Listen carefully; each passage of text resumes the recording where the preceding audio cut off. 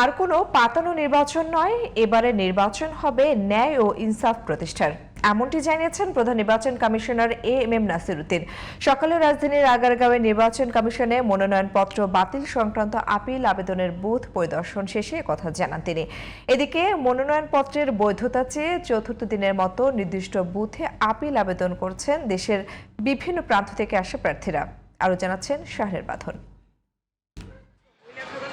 আসন্ন জাতীয় সংসদ নির্বাচনে মনোনয়নপত্র বাছাইয়ের পর রিটার্নিং কর্মকর্তার সিদ্ধান্তের বিরুদ্ধে নির্বাচন কমিশনে বৃহস্পতিবার চতুর্থ দিনের মতো আপিল আবেদন করেছেন প্রার্থীরা। আবেদন জমা দিয়ে 1% জনমত, নির্বাচনী পরিবেশ এবং নির্বাচন ব্যবস্থা নিয়ে কমিশনের সমালোচনা করেন প্রার্থীরা। আওয়ামী লীগ সরকারের সময় হয়তো বিভিন্ন কারণে এই 1% জমা দেওয়ার কারণে অন্যান্য স্বতন্ত্র প্রার্থীরা নির্বাচনে অংশগ্রহণ করতে পারেন নাই। নির্বাচন কমিশন এই প্রক্রিয়াটা অব্যাহত রাখার কারণে মানবিক মৌলিক অধিকার লঙ্ঘিত হয়েছে। তফসিল ঘোষণার পর আগে হাতিকে হত্যা করা হয়েছে, প্রকাশ্যে গতকাল একটি হত্যার ঘটনা হয়েছে। আমার মনে হয় আমার দেখায় সবচেয়ে এই কমিশন হলো দুর্বল কমিশন। এখনো তো বিশৃঙ্খলা আছে, মারামারি কাটাকাটি। আমাদের আশঙ্কা হচ্ছে এখনো আমরা যেভাবে দেখতেছি প্রশাসন একদিকে একটা কেন্দ্রিক কাজ করতেছে। সকালে আপিল কার্যক্রম পরিদর্শন করেন প্রধান নির্বাচন কমিশনার এএমএম নাসিরউদ্দিন। নির্বাচন কমিশন ইনসাফে বিশ্বাসী উল্লেখ করে সিইসি বলেন, সবাই ন্যায় বিচার পাবেন।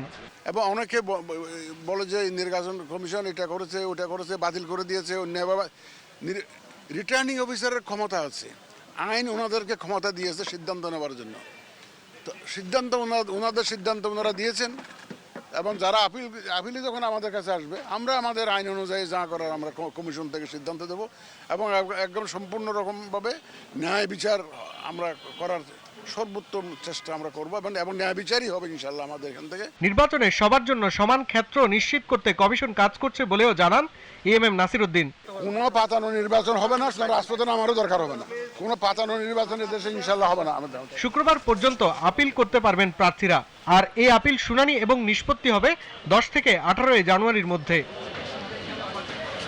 শাহরিয়ার বাঁধন, জিটিভি নিউজ, ঢাকা।